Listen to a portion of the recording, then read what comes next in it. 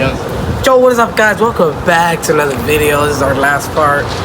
We're sad to be recording this, but we'll be back for another episode later on during the year. So today we're gonna be talking about more stuff about what happened during the French Revolution. So what do you have for us today? King Louis XVI ascended to the throne of France on May 10, 1774, following the death of his grandpa. He was 19 years old at the time and ruled until the ambition of the French monarchy.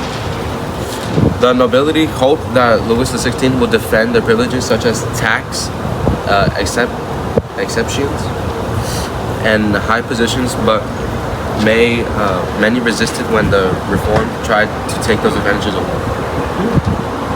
And shortly after that, King Louis XVI married Marie Antoinette of Austria in 1770.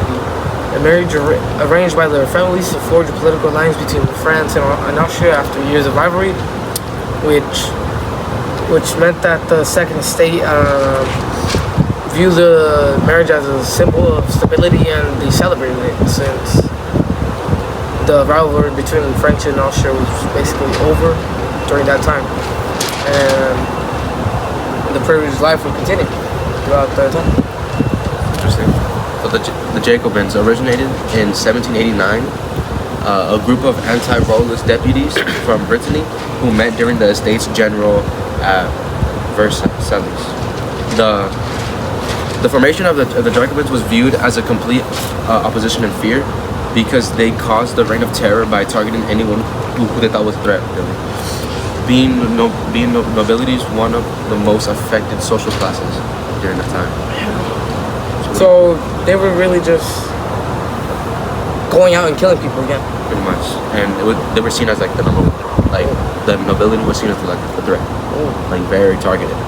So but what do you think about the execution of the monarchy? Very short after that, the execution of the monarchy.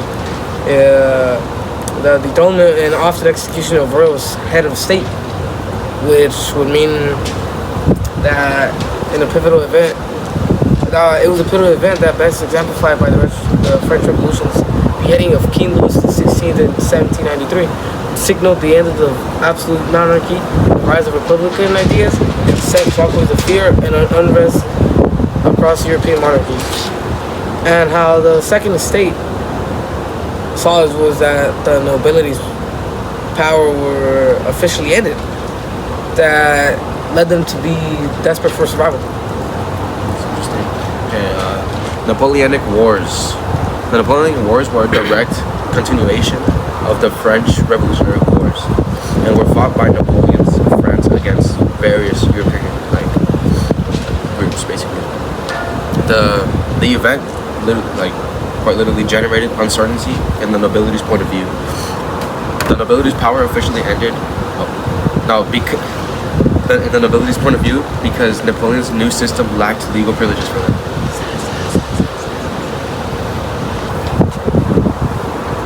Tracy back. I took a little. I was ahead of my step. The 100 Days War, or 100 Days of Terror, Reign, or whatever they call it. So the 100 days during the French Revolution marked the period of Napoleon's return from the 11 months of exile on the island of Elba to Paris on March 20th, 1815, and the second restoration of King Louis XVIII.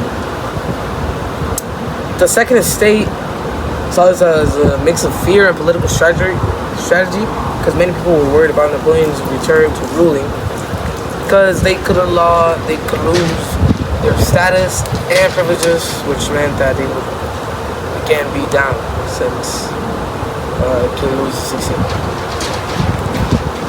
Shortly after Napoleon's exile, Napoleon was exiled twice, first to Elba in 1814, where he was allowed to rule the island, but soon escaped to return to France and seize power again. During Napoleon's exile, the nobility really felt a sense of relief and opportunity. They saw it as a chance to reestablish their influence during Napoleon's return. They feared for the loss of the privileges they had regained since he was exiled. Alright, and that will be it for today, guys, and we'll just see you guys later on in the year if we have a chance to. Ando más conectado que Jacobo Greenberg, gramos del exoto.